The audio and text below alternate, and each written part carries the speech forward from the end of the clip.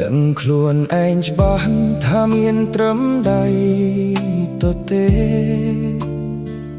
មិនអាចមាសមេរស់នៅក្បែរដោយក្តីសុខជីវិតអ្នកក្រស្គាល់តែពាក្យថាទុកខំប្រឹងងើបមុខក៏នៅតែចាញ់រាសីឃើញអូនរៀបការបងយំក្នុងចិត្តតែម្នាក់ចាញ់ទឹកប្រាក់គេមានគ្រប់យ៉ាងអើយស្រីចរណៃជ្រើសគេ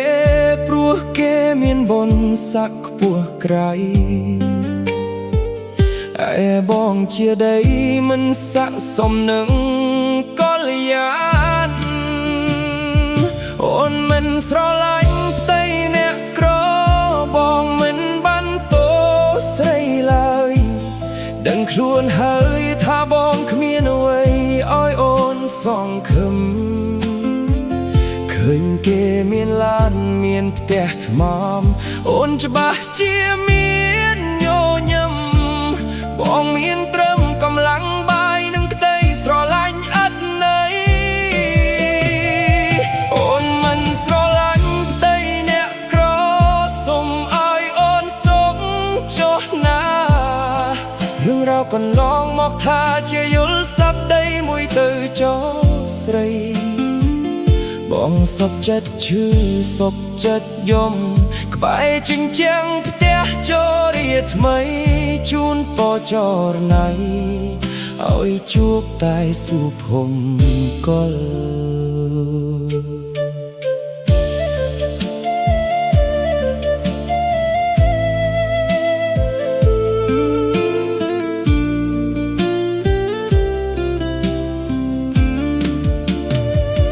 ក្រលេខមើលដៃដែលធ្លាប់កាន់គ្នា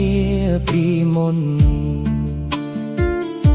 ឥឡូវប្រែទុនទៅកាន់ដៃគេបាត់ទៅផ្លូវដើររួមគ្នាត្រូវបែកជាពីរហើយពីលពើ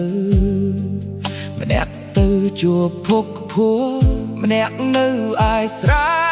ចំការមែនហើយមាសមេស្នេហ៍មិនអាចស៊ីជំនួសបាយបងមិនស្ដាយបើអូនទៅជួបអ្នកខ្លះទោះត្រូវឈឺផ្សាក៏គ្រាន់តែជាអ្នកក្រម្នាក់ដែលគ្មានសំណាងបានថែរក្សារូបស្រីអូនមិនស្រឡាញ់ផ្ទៃអ្នកក្របងមិនបានតោស្រីឡើយដឹងខ្លួនហើយថាបងគ្មានអ្វីឲ្យអូនសង្ឃឹមឃើញគេមានឡានមានផ្ទះថ្មអូនច្បាស់ជាមានញញឹមបងមានត្រឹមកម្លាំងបាយនិងក្តីស្រឡាញ់ឥតន័យអូននឹងស្រឡាញ់ផ្ទៃអ្នកក្រសុំឲ្យអូនសុខចុះណារឿងរ៉ាវកន្លងមកថាជាយល់សុខតែមួយទៅចោស្រីបងសុខចិត្តឈឺសុខចិត្តយំក្បែរជញ្ជាំងផ្ទះជរាថ្មី